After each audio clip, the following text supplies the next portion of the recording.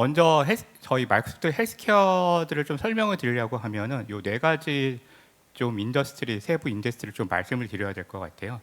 마이크로소프트는 이제 프로바이더라고 하는 병원 쪽, 그 다음에 PAO라고 하는 이제 그 의료보험사라고 하죠. 한국 같은 경우는 국민건강보험이 사실 이 PAO 역할을 하고 있고요. 그리고 아까 설명드린 바이오나 그 파마, 그 다음에 요즘에 이제 급부상하고 있는 아클 같은 경우가 이 메드텍에 해당이 되는데요. 이 메드텍 네 가지 요소들을 가지고 헬스케어 쪽의 비즈니스를 좀 하고 있다고 보시면 될 것 같습니다. 뭐 전 세계적으로 헬스케어들 인더스트리 보면은 사실 이 프로바이더 쪽에 좀 많은 부분들이 집중되어져 있는 것 같아요. 그래서 한 60% 정도가 들어가져 있고 한 20%가 바이오랑 파마 쪽에서 그 비즈니스가 일어난다고 얘기를 하고 있습니다. 그래서 좀 의료 쪽 그 프로바이더 얘기를 좀 하고 그 다음에 이제 그 신약에 대해서 좀 얘기를 드리려고 좀 요 페이지 하나 갖고 왔는데요. 마이크로소프트 같은 경우는 2022년인가요? 뉘앙스를 인수하고 나서 의료 쪽, 그 프로바이더 쪽의 생산성 향상하는데 힘을 되게 많이 쏟고 있어요. 그래서 이번에 힘스 갔다 오신 병원에서도 갔다 오시고 나서 저한테 다 여쭤보시는 게 이 드래곤 코파일럿이라는 걸 여쭤보고 있어요. 그럼 이 드래곤 코파일럿이 뭐라고 하자면은 그 의사랑 환자들이 대화 그 이제 진료 상담을 할 때 그 부분들을 자동화하기를 되게 많이 요구를 하고 있었고 예전부터 그 미국에 다녀오신 분들은 뉘앙스 솔루션을 되게 많이 얘기를 하고 있거든요. 근데 이 부분에 LLM까지 적용이 돼가지고 의사랑 환자가 그 얘기 나왔던 그 진료 내역들을 서머리한 다음에요. 물론 이제 텍스트를 그러니까 스피치를 텍스트로 바꾸고 그걸 서머리한 다음에 그 다음에 EMR에 자동적으로 넣어주는 것까지 저장은 아니고요. 의사들이 그걸 보고 이제 커밋에 저장될 수 있게까지 만들어주는 부분 하나랑 그리고 LLM이 나왔을 때 저는 되게 놀랬던 게 의사 선생님들이 그 챗GPT를 되게 많이 쓰시더라고요. 그 부분들은 본인들이 그 진료했던 내용들을 다시 한번 컨펌을 받기 위해서 근데 그런 부분들이 이 안에도 그대로 들어가 있어서 좀 생산성을 좀 높이는 쪽으로 좀 가고 있는 것 같습니다.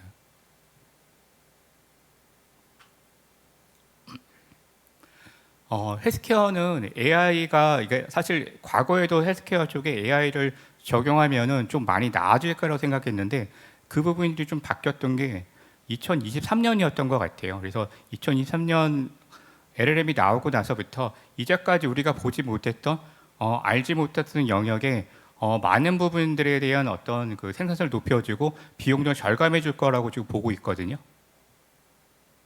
그래서 한번 그 당시 리서치를 좀 찾아봤어요.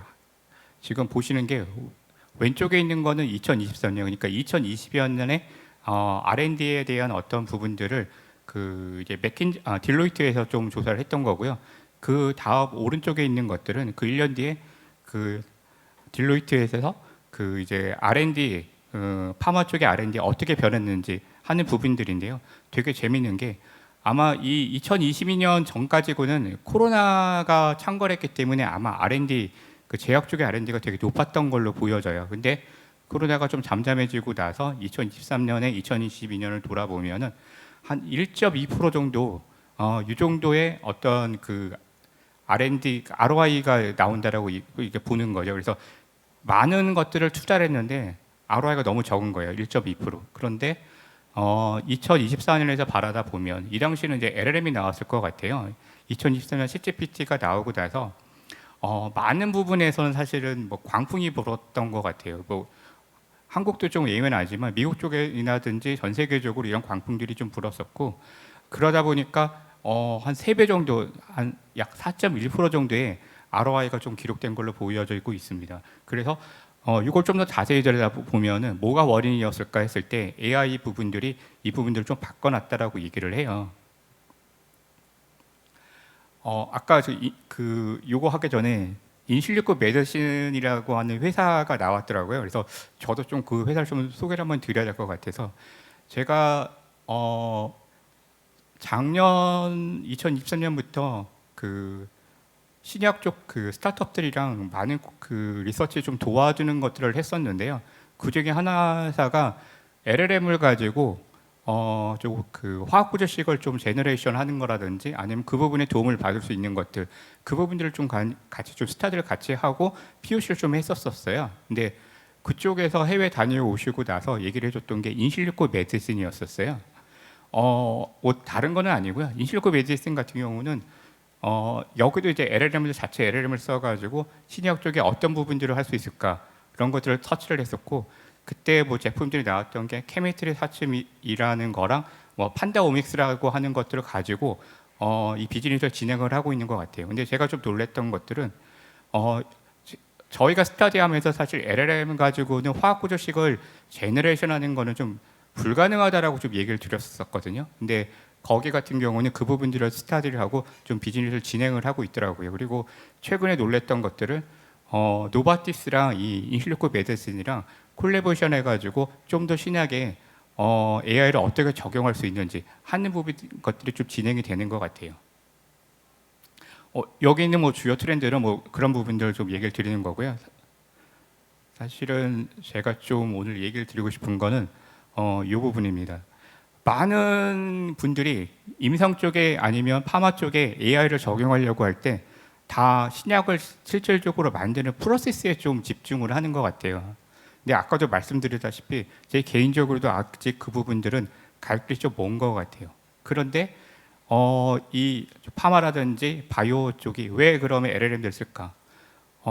저도 지금 맡고 있는 그 한국에 회사가 하나 있어가지고 사실 스타디를 좀 많이 했었는데요.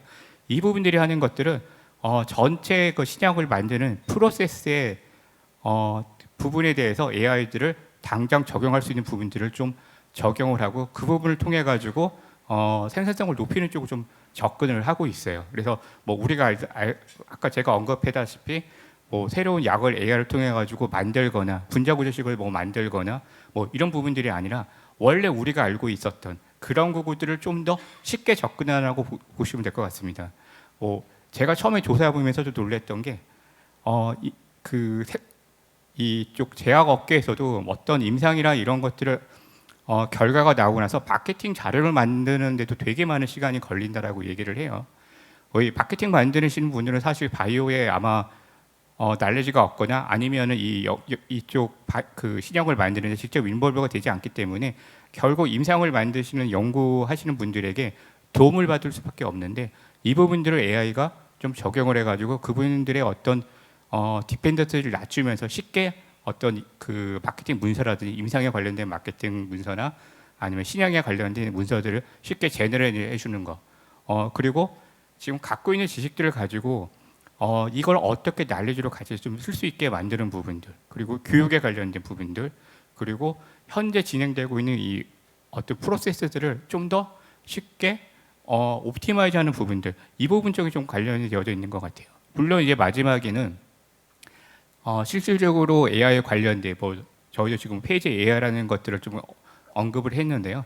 실질적으로 그 AI의 어떤 그 파워를 이용해 가지고 우리 쪽에서 풀고 싶어하는 그 뭐 의료 데이터라든지 그래서 인사이트를 뽑아내는거나 뭐 신약을 만드는데 AI를 좀 더 직접적으로 활용하는 부분들이 진행되고 있긴 합니다. 암젠 사례인데요. 암젠 같은 경우도 제가 아까 말씀드린 그 마케팅 문서들을 컨텐츠를 좀 쉽게 만드는 부분들을 좀 가지고 있다 보시면 될 것 같아요. 제가 알기로도 암젠 같은 경우는 가장 혁신적인 바이오테크 회사예요. 그리고 데이터들 많은데 여기 같은 경우도 아마 많은 조직이기 때문에 사일로로 좀 되어져 있고 어떤 마케팅에 대한 그러니까 임상에 관련된 마케팅이나 그 약품에 대한 것들을 시장에 출시할 때는 사실 거기에 대한 버든이 되게 많거든요. 이 부분들을 데이터를 모아가지고 여기는 이제 마이크로소프트 코파일럿 썼는데요. 문서적에서 제너레이션 해가지고 1차적으로 드래프트를 만든 다음에 그걸 가지고 시장에 좀 쉽게 출시할 수 있도록 어떤 임상 하시는 분들이 여기에 좀 인벌브 되지 않고 할 수 있도록 좀 만들어졌다라고 보시면 될 것 같고요. 노바디스크 같은 경우는 좀 마이크로소프트 사례만 있는 건 아닌 것 같아요. 노바디스크 같은 경우는 사실 빅테크들이랑 콜랩을 되게 많이 해요. 그래서 여기 같은 경우는 저희랑 이제 MSR 아까 마이크로소프트 리서치 언급이 됐는데요. 심혈관 질환 예측하는 부분들 이 부분들에 대해서 콜랩을 좀 AI로 좀 직접적으로 했었었고요.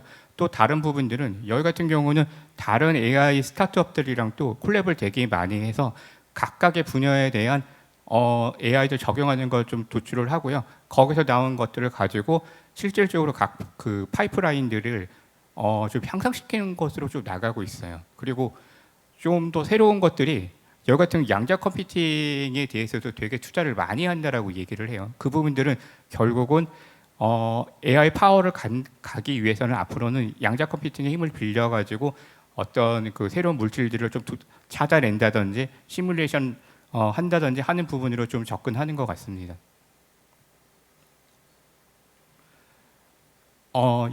바이오 같은 경우는 여기 좀 더 다른 부분이라고 보시면 될 것 같아요. 아까는 그냥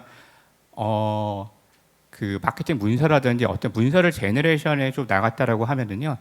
여기 같은 경우는 날리지 베이스라고 보시면 될 것 같아요. 그래서 각 그 바이오에서 갖고 있는 그런 날리지들을 AI를 통해 가지고 하나의 어떤 그 쉽게 그 물어보는 것들을 답변해 줄 수 있는 비서라는 역할로 접근했다라고 보시면 될 것 같고요.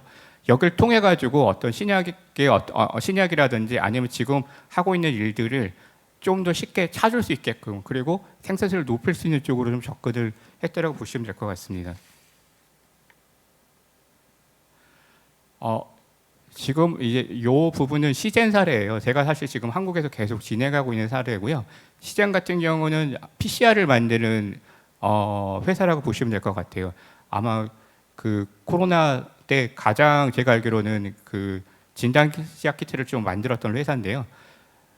여기 이 회사 같은 경우도 사실 워크로드 자체가 워낙 복잡하고 그 다음에 그 스페셜라이즈된 익스퍼트가 껴있기 때문에 매뉴얼 프로세스가 되게 많았어요. 제가 좀 같이 스타디를 하고 좀 지원 드렸을 때 첫째 단계 같은 경우는 어떤 바이러스 질병의 어떤 바이러스들을 추출하기 위해서는 제일 먼저 하는 게 논문 검색이더라고요. 근데 논문 검색들 지금 여기 같은 경우는 실질적으로 다른 데처럼 매뉴얼로 하는 게 아니라 머신러닝 알고리즘 기법을 통해 가지고 하고는 있지만 그 시간들이 사실 단축시키기에는 한계가 있었거든요. 이 부분들을 LLM을 써가지고 그 많은 논문들 중에서 좀 타겟된 어떤 그 시퀀싱들을 좀 뽑아가지고 그것들 가지고 추려가지고 넥스 단계로 가는 부분들을 좀 추렸었고요. 지금 현재는 여기에 좀 더 나아가가지고 프로세스 전체에 AI들을 좀 적용을 시켜서 어떻게 하면 시간을 단축시키고 그리고 비전공자도 이걸 쓸 수 있는 시스템으로 만드는지 하는 쪽을 좀 어프로치 좀 하고 있습니다.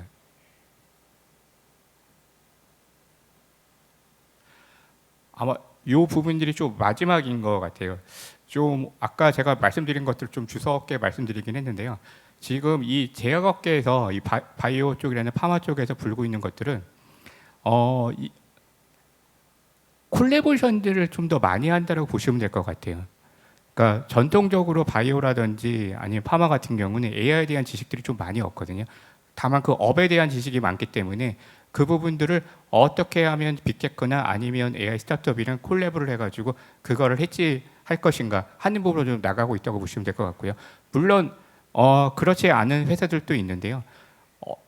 이거는 뭐 바이오 쪽만 해당되는 건 아닌데 약 70% 정도의 회사들이 자체적으로 실질적으로 AI를 직접 했을 때 한 실패를 한다라고 얘기를 하더라고요. 그만큼 이 파트너십이 되게 좀 중요해진 것 같고요. 두 번째는 그 뭘 가지고 혁신을 할 것인가. 예, 이 부분도 되게 중요한 것 같아요. 많은 기업들이 뭐 바이오뿐만 아니라 많은 기업들이 AI를 가지고 뭔가 혁신을 하고 싶어 하는데 혁신에 대한 목적이라든지 이런 부분들이 좀 없는 거예요. 목적이 없기 때문에 어떻게 하우트를 해야 되고 어떤 사람들을 위해서 AI를 해야 되는지 적용하지 못하기 때문에 좀 실패를 했던 것 같아요. 그리고 아마 세 번째는 이거 지금 있는 게 이렇게 보시면 될 것 같아요. 과거의 DX 같은 경우는 아날로그를 디지털로 변화를 했잖아요.